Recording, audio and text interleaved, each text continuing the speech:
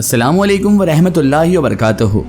मोहतरम नाज़रीन किराम, आज की इस वीडियो में हम आपके लिए लेकर आए हैं एक ऐसा वाक़या जो आपके ईमान को ताज़ा कर देगा और आपको शैतान के वसवसों से भी महफूज रखेगा। ये वाक़या है सांप और मोर का। सांप और मोर आखिर जन्नत से क्यों निकाले गए? शैतान ने क्या चाल चली? सांप मोर को जन्नत से किस तरह बाहर निकलवाया और सांप मोर को बाहर निकलवाने से उन्हें क्या नुकसान हुआ? ये सारी मालूमात जानेंगे हम इस वीडियो में। तो मेरी आपसे मौदबाना गुजारिश है कि इस वाक़े को मुकम्मल तरीके से समझने के लिए इस वीडियो को एंड तक ज़रूर देखें, और अगर अभी तक आपने हमारे चैनल को सब्सक्राइब नहीं किया है तो उसे भी सब्सक्राइब कर दीजिए और पास में दिए गए बेल आइकन पर भी क्लिक कर दीजिए ताकि हमारे वीडियो की नोटिफिकेशन आप सब तक पहुँचती रहे। मोहतरम नाज़रीन किराम, सांप और मोर पहले जन्नत में ही रहा करते थे। जब शैतान मरदूद और लानती हो गया तो उसने हज़रत आदम अलैहिस्सलाम को सजदा करने से इनकार कर दिया।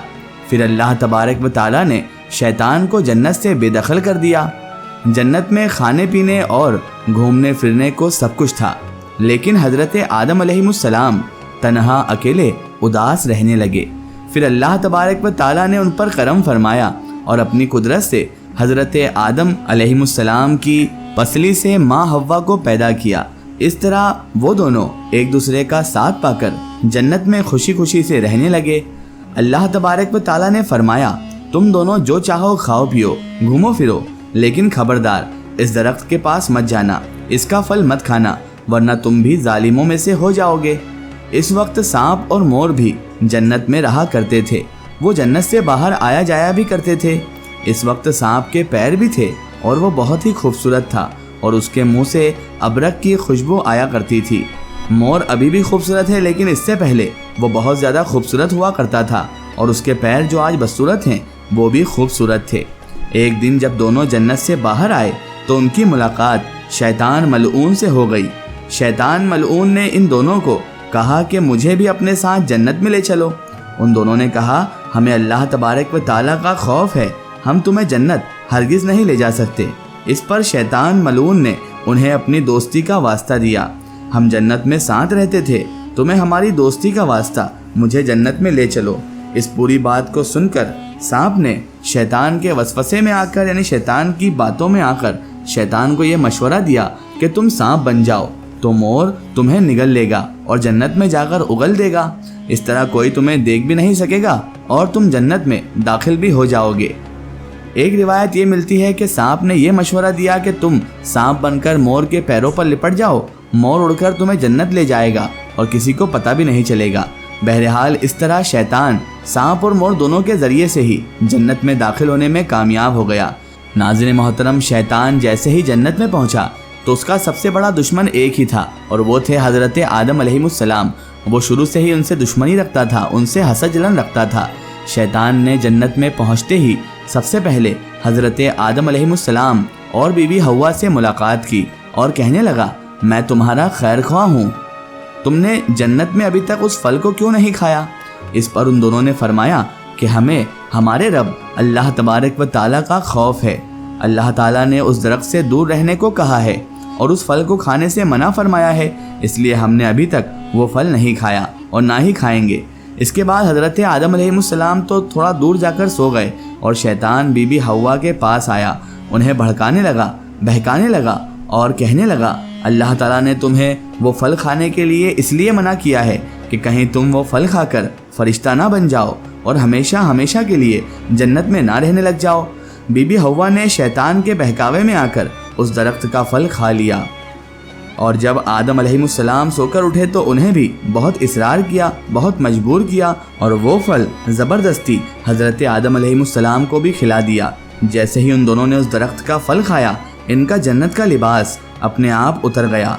तभी अल्लाह तबारक व तआला ने इन दोनों से कहा, मैंने तुम्हें इस दरख्त के पास जाने से और इसका फल खाने से मना किया था, तुम दोनों ने उसके बावजूद भी अपनी जान पर बहुत जुल्म किया है।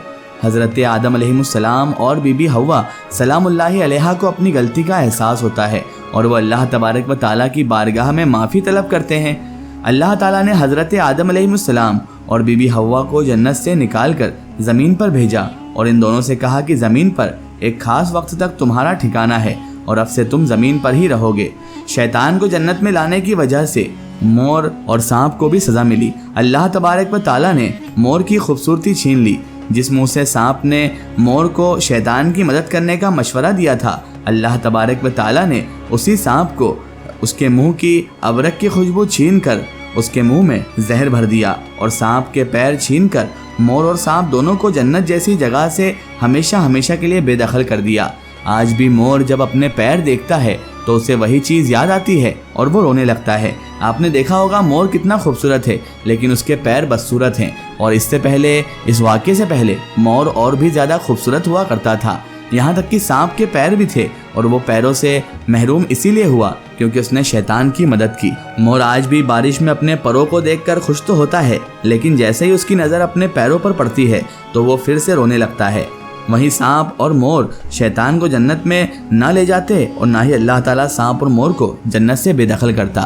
ناظرین محترم، یہاں پر سارے معاملے جو ہیں وہ اللہ تبارک و تعالیٰ کی رضا، اس کی فرما برداری کے ہیں۔ ناظرین محترم، جب حضرت آدم علیہ السلام اور بی بی حوا کو شیطان نے بہکایا تو اللہ تبارک و تعالیٰ نے اس کائنات کو حضرت آدم علیہ السلام کے لیے مقرر کیا، اور حضرت آدم علیہ السلام اس روئے زمین پر آئے تو انسانی وجود کا سلسلہ جاری ہوا، اور یہ کائنات اب انسانوں کی آبادی سے بڑھنے لگی۔ ناظرین محترم، یہ سب پہلے سے مقرر تھا۔ اللہ تبارک و تعالیٰ کو ہر چیز روشن تھی۔ اللہ تبارک و تعالیٰ کو یہ بھی پتا تھا کہ حضرت آدم علیہ السلام اور حضرت بی بی حوا سلام اللہ علیہا کو شیطان بہکائے گا، اور اس طرح کا واقعہ پیش آئے گا، کیونکہ اللہ تبارک و تعالیٰ وہ بھی جانتا ہے جو ہونے والا ہے، وہ بھی جانتا ہے جو ہو چکا ہے، اور وہ بھی جانتا ہے جو ہو رہا ہے۔ اس کے آگے کوئی چیز پوشیدہ نہیں، اس سے کوئی راز چھپا ہوا نہیں۔ ناظرین محترم، اللہ تبارک و تعالیٰ نے جسے ملعون قرار دے دیا اسے کوئی بھی پھر اچھا ثابت نہیں کر سکتا، اور اللہ تبارک و تعالیٰ نے جسے اچھا قرار دے دیا اسے کوئی برا ثابت نہیں کر سکتا۔ اسی لیے قرآن مجید میں اللہ تبارک و تعالیٰ کا ہی ارشاد ہے، وَتَعِزُّ مَن تَشَاءُ وَتَذِلُّ مَن تَشَاءُ، یعنی عزت اور ذلت اللہ تبارک و تعالیٰ کے ہاتھ میں ہے۔ اللہ جسے چاہے اسے عزت دے دیتا ہے اور جسے چاہے اسے ذلت دے دیتا ہے۔ وہ ہر شے پر قادر ہے، وہ بھی کر دیتا ہے جو ناممکن ہو، اور وہ بھی کرنے نہیں دیتا جو ممکن ہو، کیونکہ اس کی مرضی جس حال میں شامل ہو وہی حال انسان کے لیے بہتر ہے۔ ناظرین محترم، ہمیں اللہ تبارک و تعالیٰ کا پل پل پر شکر ادا کرنا چاہیے، کیونکہ اللہ تبارک و تعالیٰ نے ہمیں انسان بنایا، ہمیں اشرف المخلوقات بنایا، اور اس سے بھی بڑھ کر ہمیں اس نبی کی امت میں پیدا فرمایا جس نبی کی امت میں آنے کے لیے نبیوں تک نے اللہ تبارک و تعالیٰ سے دعا فرمائی۔ واللہ عالم بالصواب۔ اگر یہ واقعہ آپ کو واقعی بہت پسند آیا ہے تو کامنٹ میں اللہ اکبر ضرور لکھیں۔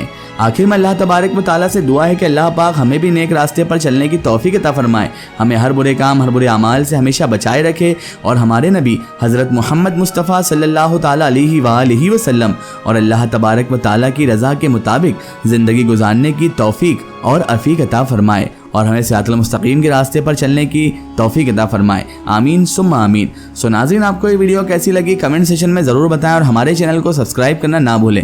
اس ویڈیو کو زیادہ سے زیادہ شیئر کریں اور اسے تمام تر انسانوں تک ضرور پہنچائیں۔ پھر حاضر ہوتے ہیں آپ کے لیے نئی اور بہترین ویڈیو کے ساتھ، تب تک کے لیے خدا حافظ، السلام علیکم۔